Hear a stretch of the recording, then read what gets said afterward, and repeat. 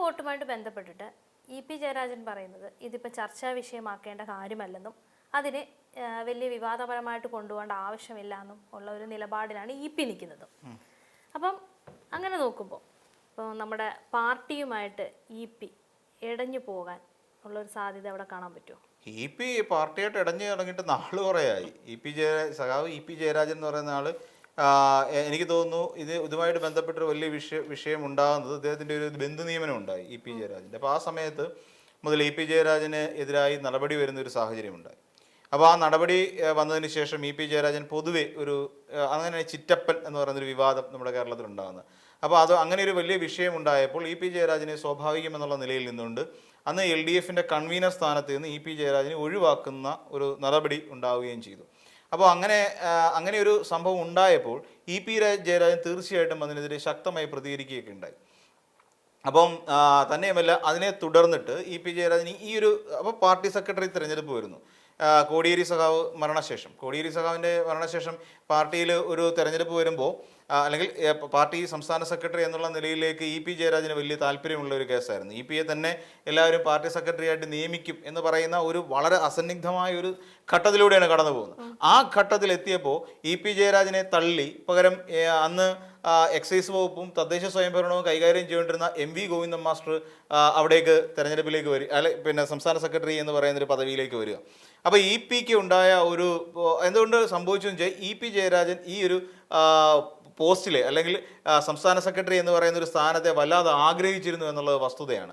അപ്പോൾ അതിനെ തള്ളിക്കൊണ്ട് ഇ.പി. ജയരാജന് പകരമായി M.V. ഗോവിന്ദൻ മാഷ് പാർട്ടി സംസ്ഥാന സെക്രട്ടറിയായി മാറുന്നു. അപ്പോൾ അങ്ങനെ സംസ്ഥാന സെക്രട്ടറിയായി മാറിക്കഴിഞ്ഞപ്പോൾ ഇ.പി. സ്വാഭാവികമായി പിണക്കത്തിലായി. അക്കാര്യത്തിൽ യാതൊരു തർക്കവുമില്ല. അതിന് കാരണം, എങ്ങനെയാണ് ഇതിൻ്റെ സൂചനകൾ ലഭിക്കുന്നത് വെച്ചാൽ ഇ.പി. പൊതുവെ പാർട്ടിയിൽ നിന്ന് അകന്നു നിൽക്കാൻ തുടങ്ങി. പാർട്ടിയുടെ ഔദ്യോഗിക പരിപാടികളിൽ നിന്നൊക്കെ ഇദ്ദേഹം അകന്നു നിൽക്കുന്ന ഒരു സമീപനമൊക്കെ എടുത്തു. അങ്ങനെ പതുക്കെ അദ്ദേഹം ഒഴിഞ്ഞു. അങ്ങനെ ഒഴിഞ്ഞു മാറി നിന്ന അദ്ദേഹം ഏറ്റവും വലിയൊരു സംഭവം ഉണ്ടായത്, അന്നത്തെ ഗവർണറായിരുന്ന ആരിഫ് മുഹമ്മദ് ഖാൻ കേരളത്തിലെമ്പാടും നടന്നിട്ട് ഈ സംഘിവൽക്കരണം നടത്തിക്കൊണ്ടിരിക്കുന്ന ഒരു സമയമായിരുന്നു. അതായത് യൂണിവേഴ്സിറ്റികളിൽ കേരളത്തിലെ. അപ്പോൾ അങ്ങനെ ഒരു വലിയ വിഷയമുണ്ടായ സാഹചര്യത്തിൽ വിദ്യാഭ്യാസ സംരക്ഷണ ജാഥ സമരം ആയിട്ട് ഒരു വലിയ പരിപാടി ഇടതുപക്ഷം CPM അവിടെ ആരംഭിച്ചു. അതായത് ഇപ്പോൾ ലോക് ഭവൻ എന്ന് വിളിക്കുന്ന രാജ്ഭവൻ്റെ ഫ്രണ്ടിലാണ് ഈ ഒരു വലിയ പരിപാടി, ഒരു സമരം സംഘടിപ്പിക്കാൻ തീരുമാനിച്ചത്. അതായത് വിദ്യാഭ്യാസത്തിൻ്റെ പ്രാധാന്യം, വിദ്യാഭ്യാസത്തിൽ ജനകീയത എങ്ങനെ കൊണ്ടുവരാൻ കഴിയും, ജനാധിപത്യത്തിൻ്റെ ബോധം, മതേതരത്വത്തിൻ്റെ ബോധം, ഇതൊക്കെ ജനങ്ങളിലേക്ക് എത്തിക്കുക എന്നുള്ള ഒരു ഉദ്ദേശത്തോടു കൂടി തന്നെയാണ് CPM അങ്ങനെ ഒരു പദ്ധതി പ്ലാൻ ചെയ്യുന്നത്. അങ്ങനെ ഒരു സംഭവം വിദ്യാഭ്യാസ സംരക്ഷണ ജാഥ ഇങ്ങനെ ആരംഭിക്കുമ്പോൾ അതിലേക്ക് ഇ.പി. ജയരാജന് ക്ഷണമുണ്ടായിരുന്നു. ഇ.പി. ജയരാജൻ സ്വാഭാവികമായും പങ്കെടുക്കേണ്ടതാണ്. എന്നാൽ ദൗർഭാഗ്യവശാൽ ഇ.പി. ജയരാജൻ അതിൽ പങ്കെടുക്കുന്നില്ല. പങ്കെടുക്കാത്ത ഇ.പി. ജയരാജനെ പിന്നെ ആളുകൾ അറിയുന്നത് നമുക്കറിയാവുന്ന പോലെ ദല്ലാൽ നന്ദകുമാർ എന്ന് പറയുന്ന ഒരു വ്യക്തിയുണ്ട്. ദല്ലാൽ നന്ദകുമാർ ഈ അടുത്ത സമയത്ത് ദല്ലാൽ നന്ദകുമാർ എന്ന് പറയുന്നത് നമുക്കെല്ലാവർക്കും സുപരിചിതനായ ഒരു വ്യക്തിയാണ്. കാരണം ഇയാളൊരു ദല്ലാളാണ്, ഒരു ബ്രോക്കറിങ് പരിപാടി നടത്തുന്ന ഒരു കക്ഷിയാണ്. ഈ നന്ദകുമാറിൻ്റെ അമ്മയെ ആദരിക്കാൻ വേണ്ടിയിട്ട് നമ്മുടെ ഈ ജയരാജൻ സഖാവ് പോകുന്നതാണ് പിന്നീട് കേരളത്തിൻ്റെ രാഷ്ട്രീയ ലോകം കാണുന്ന കാഴ്ച. അപ്പോൾ CPM പോലെയുള്ളൊരു രാഷ്ട്രീയ പാർട്ടി നടത്തിയ മേജറായിട്ടുള്ള ഇവിടുത്തെ ഒരു മതേതരത്വത്തിന് വേണ്ടിയിട്ട് ഇവിടുത്തെ ഒരു സംഘിവൽക്കരണത്തിനെതിരായിട്ട് നടത്തിയ ഒരു വലിയ സമര പരിപാടിയിൽ പങ്കെടുക്കാതെ നമ്മുടെ ഇ.പി. ജയരാജൻ സഖാവ് പോയത് ദല്ലാൽ നന്ദകുമാറിൻ്റെ അമ്മയെ ആദരിക്കാൻ വേണ്ടിയിട്ടുള്ള ചടങ്ങിൽ പോയി എന്ന് പറയുമ്പോൾ സ്വാഭാവികമായും പാർട്ടിയോടുള്ള ഇ.പി. ജയരാജൻ്റെ ഒരു വൈമുഖ്യം തന്നെയാണ് നമുക്കവിടെ മനസ്സിലാക്കാൻ സാധിക്കുന്നത്, അല്ല വേറൊന്നും അല്ല. അപ്പോൾ അത് കഴിഞ്ഞിട്ട് എന്ത് സംഭവിച്ചു? ഇതിന് ശേഷം ഇ.പി. ജയരാജൻ്റെ ഒരു തവണ പാർട്ടി പ്രതിരോധത്തിലാകുന്ന ഒരു സാഹചര്യം ഉണ്ടായി. നമുക്കെല്ലാം അറിയാവുന്ന പോലെ ഉപതെരഞ്ഞെടുപ്പ് സമയം നമ്മൾ ആലോചിച്ച് നോക്കിക്കോളൂ. പാലക്കാട് ഉപതെരഞ്ഞെടുപ്പ് നടക്കുന്ന ഒരു സമയം നമ്മൾ ചിന്തിച്ചു നോക്കിയാൽ മതി. ആ ഉപതെരഞ്ഞെടുപ്പുകൾ നടക്കുന്ന സമയത്ത് എല്ലാ ഉപതെരഞ്ഞെടുപ്പും ഒരുമിച്ചാണ് നടന്നത്. പാലക്കാട്, ചേലക്കര, തൃക്കാക്കര. അപ്പോൾ ഈ ഉപതെരഞ്ഞെടുപ്പുകൾ ഒരുമിച്ച് നടക്കുന്ന ഈ വേളയിൽ അന്നും ഇതുപോലെ ഒരു അബദ്ധം എന്താണ് പറ്റിയത്? അന്ന് ഇ.പി. ജയരാജൻ്റെതായ ഒരു പുസ്തകം പബ്ലിഷ് ചെയ്തു എന്ന് പറഞ്ഞുകൊണ്ട് വലിയൊരു വിവാദം കേരളത്തിൽ പൊട്ടിപ്പുറപ്പെടുകയാണ്. നമ്മളെല്ലാവരും വളരെ ആശങ്കയോടുകൂടി നോക്കിക്കൊണ്ടിരിക്കുകയാണ്, എന്താ ഈ സംഭവിക്കുന്ന കേരളത്തിൽ? എന്താണിത്? ഇ.പി. ജയരാജൻ എന്ന് പറയുന്നത് കട്ടൻ ചായയും പരിപ്പോടെയും ഒരു കമ്മ്യൂണിസ്റ്റിന്റെ ജീവിതം എന്ന് പറഞ്ഞുകൊണ്ട് ഒരു പുസ്തകം പുറത്തേക്ക് വരികയാണ്. ആ പുസ്തകത്തിൽ അന്ന് പാലക്കാട് ഉപതെരഞ്ഞെടുപ്പിൽ മത്സരിക്കുന്ന പി സരിന്റെ ഇതുമായി ബന്ധപ്പെട്ടുകൊണ്ട്, അദ്ദേഹത്തെ സ്ഥാനാർത്ഥിത്വവുമായി ബന്ധപ്പെട്ടുകൊണ്ട് വിവാദപരമായ ഒരു പരാമർശം കേരളമെമ്പാടും അലയടിക്കുകയാണ്. ആലോചിച്ച് നോക്കിക്കോളൂ. ഈ പറയുന്ന അദ്ദേഹം പാർട്ടിയെ പ്രതിരോധത്തിലാക്കിയതിൻ്റെ കുറേ കാരണങ്ങളാണ്, അല്ലെ കാര്യങ്ങളാണ് പറയുന്നത്. അപ്പോൾ അങ്ങനെ സ്വാഭാവികമായും പാർട്ടി പ്രതിരോധത്തിലാകുന്ന സ്ഥിതിവിശേഷം വന്നു. അതിനും കാരണക്കാരനായി ആര് മാറി? ഇ പി ജയരാജൻ എന്ന് പറഞ്ഞൊരു നേതാവ് മാറുന്ന ഒരു കാഴ്ചയും കണ്ടു. ഇതോടുകൂടി പാർട്ടിക്ക് ഇ പി ജയരാജനോടുള്ള എല്ലാ മമതയും നഷ്ടപ്പെട്ടു. ഇ പി ജയരാജൻ എഴുതാത്ത ഒരു പുസ്തകത്തിൽ നിന്ന് എങ്ങനെയാണ്, അല്ലെങ്കിൽ ഇ പി ജയരാജൻ ആത്മകഥ എഴുതി തുടങ്ങി, അദ്ദേഹത്തിൻ്റെ പുസ്തകം പുറത്തിറങ്ങി കഴിഞ്ഞു.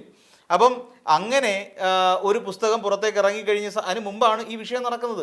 അപ്പോഴും പുള്ളി അതിന് അന്വേഷണം പ്രഖ്യാപിക്കുന്ന ഒരു സാഹചര്യത്തിലേക്ക്, അന്വേഷണത്തിന് വേണ്ടിയിട്ട് അദ്ദേഹം പരാതി കൊടുക്കുന്ന ഒരു സാഹചര്യത്തിലേക്ക് പോവുകയും ചെയ്തു. ഇനി അതിന് മുൻപൊരു സംഭവം ഉണ്ടായി. ഇവിടുത്തെ കേരളത്തിലെ പ്രഭാരിയായിരുന്ന പ്രകാശ് ജാവദേക്കറുമായി കൂടിക്കാഴ്ച നടത്തി. വലിയ വിവാദപരമായ ഒരു പരാമർശമല്ലേ അന്ന് പിന്നെ ശോഭാ സുരേന്ദ്രൻ നടത്തിയത്? അതായത് ഇ പി ജയരാജൻ BJP-യിലേക്ക് പോകാൻ തുടങ്ങുന്നു. ഇതൊരു വലിയ വാർത്തയായിരുന്നു. ഇതുമായി ബന്ധപ്പെട്ടുകൊണ്ട് ഏത് വിഷയത്തിൽ അദ്ദേഹത്തിന് പാർട്ടി സെക്രട്ടറി സ്ഥാനം നഷ്ടപ്പെട്ടു. ഈ നഷ്ടപ്പെട്ടു പോയ അദ്ദേഹത്തിന് പാർട്ടി സെക്രട്ടറി സ്ഥാനം തിരിച്ചു കിട്ടാൻ ഇനി ഒരു വഴിയില്ല. കാര്യം MV ഗോവിന്ദൻ മാഷ് പാർട്ടി സെക്രട്ടറി ആയി കഴിഞ്ഞു. അപ്പോൾ ആ സാഹചര്യത്തിൽ തനിക്ക് വേറെ നേട്ടം ഉണ്ടാക്കാൻ വേണ്ടി BJP ആണ് ബെസ്റ്റ് എന്നൊരു പക്ഷേ ജയരാജൻ സഖാവിന് തോന്നി. അങ്ങനെ തോന്നിയ ജയരാജൻ ഈ പറയുന്ന രാമനിലയത്തിൽ കൂടിക്കാഴ്ച നടത്തിയെന്നാണ് ശോഭാ സുരേന്ദ്രൻ ഞെട്ടിപ്പൊയ്ക്കുന്ന വെളിപ്പെടുത്തൽ നടത്തിയത് ലോക്സഭാ തെരഞ്ഞെടുപ്പിന്റെ സമയത്ത്. ലോക്സഭാ തെരഞ്ഞെടുപ്പിന്റെ കാലത്ത് നമ്മൾ ആലോചിച്ച് നോക്കണം. 18 സീറ്റുകളുമായി UDF-ഉം ഒരു സീറ്റ് കെ രാധാകൃഷ്ണന്റെ ഒരു സീറ്റ് മാത്രമായിട്ട് ആലത്തൂരിൽ നിന്നൊരു സീറ്റുമായിട്ട് LDF നിൽക്കുന്ന സമയം ഒരെണ്ണം സുരേഷ് ഗോപിയും കൊണ്ടുപോയി. ഈ തെരഞ്ഞെടുപ്പ് സമയത്താണ് ഇങ്ങനെ ഞെട്ടിക്കുന്ന ഒരു വിവരം പുറത്തേക്ക് വരുന്നത്. അങ്ങനെ പുറത്തേക്ക് വന്നിട്ട് അപ്പോഴും ഇ പി ജയരാജൻ സമ്മതിച്ചു അദ്ദേഹത്തിൻ്റെ ആക്കുളത്തുള്ള അദ്ദേഹത്തിൻ്റെ മകൻ്റെ ഫ്ലാറ്റിലേക്ക് ഈ പ്രകാശ് ജാവദേക്കർ എന്ന് പറയുന്ന കേരളത്തിൻ്റെ ചുമതലയുള്ള പ്രഭാരി അവിടെ വന്ന് കൂടിക്കാഴ്ച നടത്തി, ചായ കുടിച്ചിട്ട് പോയി എന്ന് പറയുന്ന ഒരു വലിയ വിവാദ പ്രസ്താവന. പ്രതിരോധത്തിലായത് ആരാണ്? CPM എന്ന് പറയുന്ന പാർട്ടിയാണ്. LDF പ്രതിരോധത്തിലായി. അപ്പോൾ ഇവിടെയാണ് പിന്നെ ഈ പറയുന്ന ഇ പി ജയരാജൻ എന്ന് പറയുന്ന ഒരു നേതാവ് CPM എന്ന് പറയുന്ന പാർട്ടിയെ പ്രതിരോധത്തിലാക്കിയിട്ടുള്ളത്. വളരെ കൃത്യമായി നമുക്കറിയാം. അതേ പ്രതിരോധമാണ് ഇപ്പോൾ സംഭവിക്കുന്നത്. അതേ പ്രതിരോധം ഇപ്പൊ എന്താണ്? ഇപ്പൊ CPM ചെയ്യേണ്ടത് എന്താ? ഇപ്പൊ നമുക്കറിയാവുന്ന പോലെ CPM-ന്റെ ഇപ്പോഴത്തെ പ്രധാനപ്പെട്ട ഒരു കാര്യം, ഇവിടെ വേറൊരു വിഷയം നടന്നുകൊണ്ടിരിക്കുക. വിഴിഞ്ഞത്തിൽ വലിയ വിവാദ വിഷയമാക്കേണ്ട എന്നാണ് ഇ പി ജയരാജൻ സഖാവ് പറയുന്നത്. അപ്പം ഇവിടുത്തെ CPM എന്ന് പറയുന്ന ഒരു പാർട്ടിയുടെ കൃത്യമായ അജണ്ടയ്ക്ക് നേരെ ഓപ്പോസിറ്റാണ് പറയുന്നത്. എന്താണ് ഇവിടെ ഈ CPM ഉയർത്തുന്ന ഒരു ആരോപണം എന്താ? അവിടെ വിഴിഞ്ഞം എന്ന് പറയുന്ന ഒരു പോർട്ടിന്റെ ഓഹരികൾ 49% ഓഹരികൾ സംസ്ഥാന സർക്കാരിന്റെ പെർമിഷൻ ഇല്ലാതെ അദാനി ഗ്രൂപ്പ് 13,000 കോടി രൂപയ്ക്ക് വിറ്റു, MSC പോലെ ഷിപ്പിംഗ് കമ്പനിക്ക്. ഇത് പിന്നെ മുഖ്യമന്ത്രി ആയിരിക്കുന്ന VD സതീശനും സംഘപരിവാരം തമ്മിലുള്ള ഒത്തുകളിയാണ്, ഡീലാണ് എന്ന് പറഞ്ഞുകൊണ്ട് സർക്കാരിനെ കടന്നാക്രമിക്കുക എന്ന ഉദ്ദേശത്തോടു കൂടി CPM നിൽക്കുന്ന സാഹചര്യം. ഈ സാഹചര്യത്തിന് മറുകണ്ഠം ചാടുന്ന സമീപനമാണ് ആര് നടത്തുന്നത്? ഇ പി ജയരാജൻ നടത്തുന്നത്. ഇ പി ജയരാജൻ മുതിർന്ന CPM നേതാവാണ്, സംസ്ഥാന കമ്മിറ്റി അംഗമാണ്. അപ്പം ഇങ്ങനെ പറയുന്ന അദ്ദേഹം എങ്ങനെ പാർട്ടിയെ പ്രതിരോധത്തിലാക്കുകയല്ലേ? അപ്പോൾ CPM-ന്റെ എല്ലാവരുടെയും, അല്ലെ CPM എന്ന് പറയുന്ന രാഷ്ട്രീയ പാർട്ടിയുടെ ആകെ മൊത്തത്തിലുള്ള ആഗ്രഹം വിഴിഞ്ഞം പോർട്ടിൽ VD സതീശനെ കുരുക്കിലാക്കുക എന്നുള്ളതാണോ?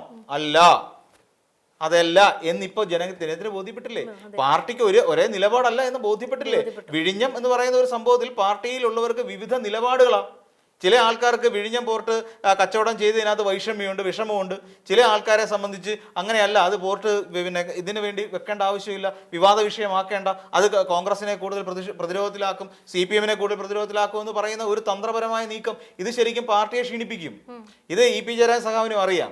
തന്നോട് പാർട്ടി ഇക്കാലം അത്രയും ചെയ്തിട്ടുള്ള നീതികേടിന് പരിഹാരമായി CPM ഇങ്ങനെയെങ്കിലും അനുഭവിക്കട്ടെ എന്ന് കരുതിയിട്ടുണ്ടാവും. അപ്പോൾ അങ്ങനെ ഇപ്പൊ നമ്മൾ ആലോചിച്ച് നോക്കൂ, TK ഗോവിന്ദൻ മാസ്റ്റർ ആ പാർട്ടി വിട്ട് തളിപ്പറമ്പിൽ എന്തുകൊണ്ട് മത്സരിക്കുന്നു? നമ്മൾ ചിന്തിച്ചു നോക്കിയാൽ മതി എന്തുകൊണ്ടാണ് മത്സരിച്ചത്. കാരണം എന്താണെന്ന് ചോദിച്ചു കഴിഞ്ഞാൽ ഇവിടെ CPM എന്ന് പറയുന്ന രാഷ്ട്രീയ പാർട്ടിയിലെ സംസ്ഥാന സെക്രട്ടറി ആയിരിക്കുന്ന MV ഗോവിന്ദൻ മാഷിന്റെ ഭാര്യ അവിടെ തളിപ്പറമ്പിൽ സ്ഥാനാർത്ഥിയായിട്ട് വന്നുകൊണ്ടാണ്. ഇല്ലെങ്കിൽ TK ഗോവിന്ദൻ മാസ്റ്റർ ഇന്നും പാർട്ടിക്കുള്ളിൽ കണ്ടേനെ. കുഞ്ഞികൃഷ്ണ സഖാവ് എന്തുകൊണ്ടാണ് മാറിയത്? അദ്ദേഹത്തിന് RSP അല്ലേ പയ്യന്നൂരിൽ പിന്തുണച്ചത്, എന്തുകൊണ്ട് മാറി? അപ്പൊ മാറിയതിന്റെ കാരണം ഇത്രയേ ഉള്ളൂ. ഇവിടെ പിന്നെ ഇ പി ജയരാജൻ മാറി നിൽക്കുന്നതിന് പ്രത്യേകിച്ച് ലക്ഷ്യങ്ങളൊന്നുമില്ല. അതായത് കുഞ്ഞികൃഷ്ണൻ സഖാവ് മാറിയതുപോലെയോ ഗോവിന്ദൻ മാസ്റ്റർ പിന്നെ TK ഗോവിന്ദൻ മാസ്റ്റർ മാറിയതുപോലെയോ ഒന്നുമല്ല. ഇവിടെ പിന്നെ ഇ പി ജയരാജൻ മാറി നിൽക്കുമ്പോൾ ഉണ്ടാകാവുന്ന അദ്ദേഹം വേറൊരു സ്ഥാനമാനത്തിന് വേണ്ടിയിട്ടൊന്നും അല്ല. വേണമെങ്കിൽ അങ്ങനെ പറയാം, കുറെ സഹാക്കന്മാർക്ക് വേണമെങ്കിൽ പറയാം ഇ പി ജയരാജൻ മാറിയത് നാളെ തെരഞ്ഞെടുപ്പിൽ മത്സരിക്കാൻ വേണ്ടിയിട്ട്. എന്ത് തെരഞ്ഞെടുപ്പാണ് ഇനിയിപ്പോൾ ഇ പി ജയരാജന് കിട്ടുക? ഏത് തെരഞ്ഞെടുപ്പായിരിക്കും അദ്ദേഹത്തിന് ഉണ്ടാവുക? ഇനി ഒരു തെരഞ്ഞെടുപ്പ് ഈ അടുത്ത കാലത്തൊന്നും ഇല്ല. പിന്നെ എന്തിനാണ് ഇ പി ജയരാജൻ അങ്ങനെ സ്റ്റാൻഡ് മാറ്റുന്നത്? അപ്പം തീർച്ചയായിട്ടും തെരഞ്ഞെടുപ്പ് രാഷ്ട്രീയമോ തനിക്ക് അവസരം കിട്ടുന്നതിന് വേണ്ടിയിട്ടോ ഇ പി ജയരാജൻ നടത്തുന്ന ഒരു പരിശ്രമമായി നമുക്കിതിനെ കാണാനേ കഴിയില്ല. പകരം ഇവിടെ നടന്ന കാര്യം ഇ പി ജയരാജന് വളരെ വ്യക്തമായി പൊളിറ്റിക്കലായി കാര്യങ്ങളെ കാണുന്നു. അപ്പം പിന്നെ പൊളിറ്റിക്കലായി കാണാന്ന് പറഞ്ഞ് ഇടതുപക്ഷത്തോടും നിലവിലുള്ള ഒരു നേതൃത്വത്തോടുമുള്ള അദ്ദേഹത്തിൻ്റെ എതിർപ്പ് തന്നെയാണ് ഇ പി ജയരാജൻ ഇപ്പോൾ പറഞ്ഞിരിക്കുന്നുള്ളത് വ്യക്തമാണ്.